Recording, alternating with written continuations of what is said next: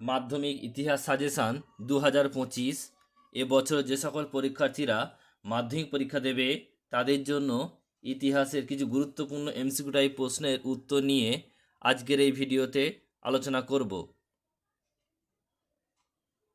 ইতিহাসের জনক কাকে বলা হয়? হেরোডোটাসকে। ভারতে চিপকো আন্দোলন ছিল পরিবেশ আন্দোলন। এরপরে যে নীলকরদের অত্যাচারের তথ্য পাওয়া যায় সোমপ্রকাশ পত্রিকায়। সরকারি নথিপত্র কোথায় সংরক্ষণ করা হয়? এটা হবে সরকারি নথিপত্র মহাফেজখানা ও বলছে লেখাগার সংরক্ষণ করা হয়। সরলা দেবী চৌধুরানীর আত্মজীবনীর নাম কি? জীবনের ঝরাপাতা। বঙ্গদর্শন পত্রিকা সাময়িক পত্রিকা কী অবর্তন করেন? বঙ্কিমচন্দ্র চট্টোপাধ্যায়।